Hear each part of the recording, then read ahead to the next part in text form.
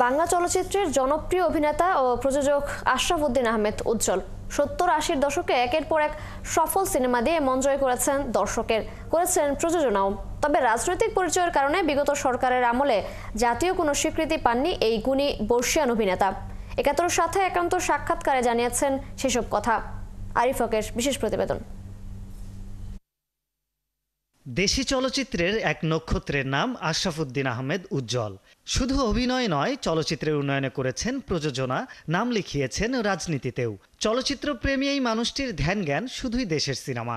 চলচ্চিত্র ইন্ডাস্ট্রিকে এগিয়ে নিতে যুক্ত হয়েছেন বাংলাদেশ জাতীয়তাবাদী দলে, আর সে কারণেই বিগত সরকার করেনি তার সমাদর। চলচ্চিত্রে অবদানের জন্য মেলেনি জাতীয় পর্যায়ে স্বীকৃতি। আমি বিএনপি করির জন্য আজ পর্যন্ত আমার কোনো জাতীয় স্বীকৃতি নাই। আমার চাইতে অনেক উচ্চ মার্গের, অনেক নিম্ন মার্গের লোকের অনেক ধরনের স্বীকৃতি, কিন্তু এতে করে আমার কোনো দুঃখ নাই। ব্যক্তি স্বার্থে নয়, বরং চলচ্চিত্রের স্বার্থে রাজনীতিতে যুক্ত হওয়ার কথা জানালেন এই অভিনেতা। বিএনপি সরকারের আমলে সুযোগ থাকলেও ক্ষমতার অপব্যবহার করেননি। যেভাবে স্বৈরাচারের সময় এই সমস্ত জিনিসগুলো বিলি বন্টন হতো, তা আমি তো বিএনপি করি। আমি তো জিয়া রহমানের সঙ্গে, খালেদা জিয়ার সঙ্গে আমার রাজনৈতিক ধারাবাহিকভাবে ছিল। তো সেই ক্ষেত্রে আমি তখন যদি চাইতাম, আমি তো সবই নিয়ে নিতে পারতাম। আমার বিবেক এটা নিতে দেয়নি। অভিমান কিংবা দুঃখ ভুলে চলচ্চিত্র নিয়ে এখনো স্বপ্ন দেখেন বাংলা সিনেমার এই উজ্জ্বল নক্ষত্র। তার দল ক্ষমতায় আসলে চলচ্চিত্র ইন্ডাস্ট্রিকে অন্ধকার থেকে আলোয় নিয়ে আসার প্রত্যয় ব্যক্ত করেন অভিনেতা।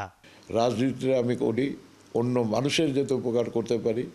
আমি রাজনীতি করি যে সেক্টর আমাকে বড় করেছে, সেই সেক্টরটাকে, যেটা এখন ডেড, সেটাকে যদি আমি আবার নতুন করে গড়ে তুলতে পারি, সেইটা আমার একটা লক্ষ্য। এবং সেই অভিপ্রায়ে আমি রাজনৈতিকভাবে সিরিয়াসলি ওয়ার্ক করছি, এবং সেই ওয়ার্কের আমি আশা করি ইনশাআল্লাহ সামনের দিকে যদি জনগণের ভোট নিয়ে বিএনপি যদি ক্ষমতায় আসে, তাহলে এদেশের চলচ্চিত্রকে আবার আমি ঘুরে দাঁড়ানোর জন্য আমি আমার সম্পূর্ণ যতটুকু সম্ভব এই দেশের চলচ্চিত্রকে আমি আশা করি যে পুনর্গঠন করা কোনো অসম্ভব কিছু না। আরিফ হক, ৭১, ঢাকা।